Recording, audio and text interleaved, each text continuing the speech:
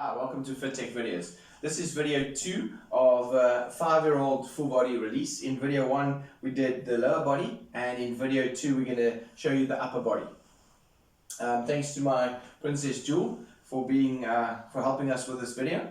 I really appreciate it. So we went through the lower body. Now we're going to go through the upper body. So it's very important to even work on the arms. These little arms work hard. They're drawing continuously, playing with blocks. They're outside, they're up and down, and you can feel the tightnesses in their arms. A lot of times this tightness here will then relate into neck tightness, as in with adults. So what you want to do is grab hold of the arm, a little bit of you notice you just have to use the fingers. It's not too sore, hey? It's tender. The arm's one of the most tender spots in the body, so literally grab hold of it and let her, either you take the wrist and just work it, or you let her work the wrist for that, up and down. Good, and do a twist. Very nice, and a twist and up and down. Not too sore. Good, so that's a great way of doing that. Then you can go into the, I'm working across her purely so that you guys can see better. So then working on the bicep, a little bit of a pressure. Remember the bicep, you've got to be careful how hard you press, not hard at all. So a little bit of stimulation, that's a particular shame, and tender.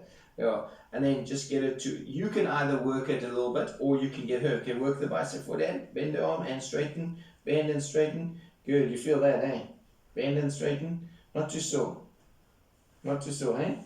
Good. Right, then into the back of the arm, into the tricep. Again, same thing, just fingers. You can stimulate a little bit. The stimulation is great.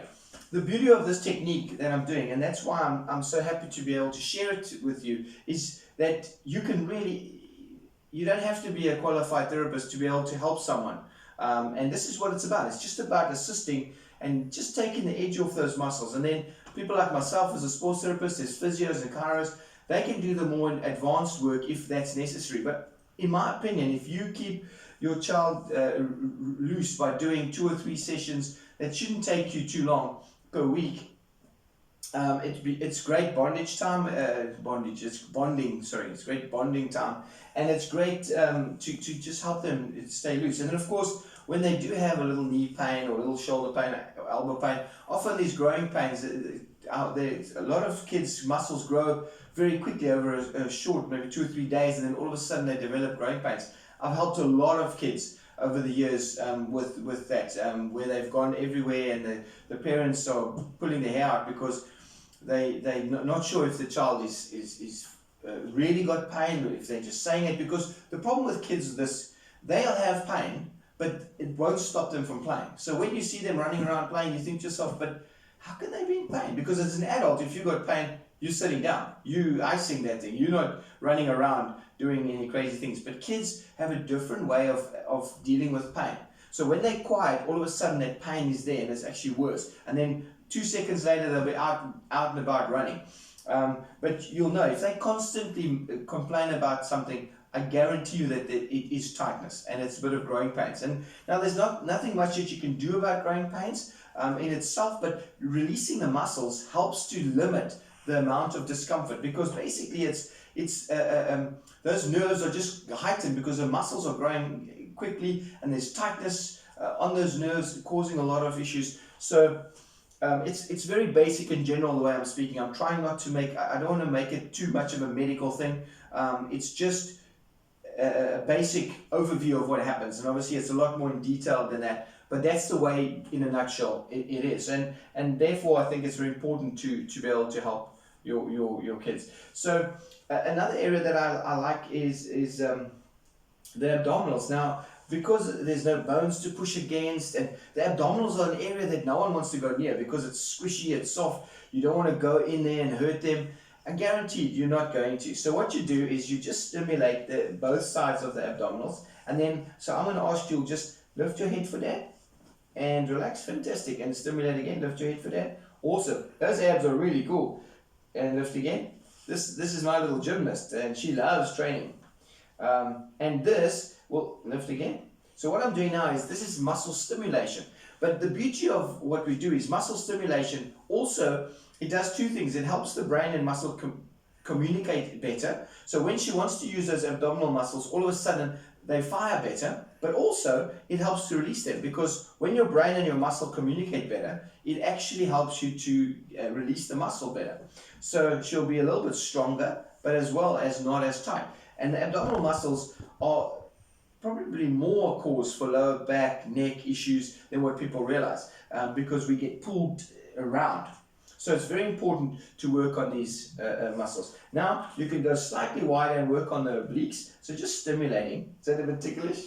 Sorry, my girl. Still do that if it's too much, okay? Now lift your head and turn your shoulder a little bit that way. Good, and relax. Now lift your head, turn your shoulder towards me. Good, and again up and towards there, and this way. Good, well done. And so just a little stimulation. It's not hard at all. It wasn't too sore, was it? No. Now, what Dad wants you to do is I want you to lift your head and lift the one leg. Can you do that? And relax. Good. Now lift the head and lift this leg. Good, and relax. So those are little things that you can do to help stimulate the abs. And by doing that, you can also help to release those abs. Now, can you roll onto your side for Dad, facing this way? Good. There. Good. Bend your knees for Dad. Good. Now I'm going to get the pillow. That's quite a big one. Lift the knee. You can. That's perfect height. So just squeeze the hips up. So this is where you can get into those glutes. Now in the first video we just went through the quads, the hamstrings, the psoas, the calves, and the feet. And today we've gone in this video through the arms. We've gone through the abs. You can go into those glutes a little bit. So what you can then do is hold their little feet down, squeeze onto the glute a little bit, just a little bit of a trigger, and then ask you just lift the knee up for that, to the ceiling, and relax. Good. So you lift it up like that for Dad, okay? And lift up and relax. Fantastic. There and relax. Not too sore, hey? There and relax. Again, that helps the medial glute. That helps the glute max, and it's going to help add a bit of movement. It helps to get in deeper. It helps to release and stimulate that muscle. And not too sore? No. Good. A nod in our house is no for that question. Okay, now what you can do is working on the back. This is a very popular area. So in this position, you can do both the way I'm doing it, or you can stand on that side and work, but I'm standing on this side just to show you where I'm getting. So if the pelvis is here, you go in either just above the spine and literally just work it. Now you can see the wriggling happening. That's very ticklish, eh? Yep, that's a ticklish one. But what you do is instead of going hard, you go a bit faster and you just do a few lines like that. Relax, a bit more. Good. As they tickle, a little bit at a time, just a little bit at a time. Now you add a bit of movement. So you ask them to push your shoulder back for that, back and forward. Good. And back and reach. Back and reach. Good. Now while she's doing that, you can work there. Relax down. Otherwise, what you can do is get your fingers between the spine and the shoulder blade. Just in there, it's a good area there, hey? It's a bit tender. There's a little bit of it going on there. So she loves it, and she knows what we're doing. But just obviously go according to the child. The most important thing is not to force that your kids don't like it and then they find it. You don't have to force them. It can be a little bit playful. It really helps, and you can feel there's a lot of tension up here. Jewel loves doing push-ups and that type of thing. She just loves it. She does gymnastics, and they've taught her to do that. She also does those things where she can put her feet out in front and lift her whole body weight up. So it's quite impressive for a 5-year-old, but it's all taught to her in gymnastics. But it does cause tightness in here, so it's important for us to do. So then what you do is between the spine and the shoulder blade, you just get your fingers in there, a little bit of a gentle rub. That's not hard, eh guys? Not too sore. Now, when you're pushing there, a little bit of a work, and then you kind of just work that little shoulder blade back and forth. You feel that? Not too sore? Good. Okay. Just in there. Then, of course, into the trap. Just again, I find sometimes when they're not too willing to move, then it's also just easy for you to move. And then, now, Gux, can you shrug for that? Shrug up and relax. And as she relaxes, you go a little bit deeper. Shrug up and relax. Just a few seconds, not too hard. As soon as you go too long, it becomes too much for them. Shrug up and relax. They're very sensitive. Shrug up and relax.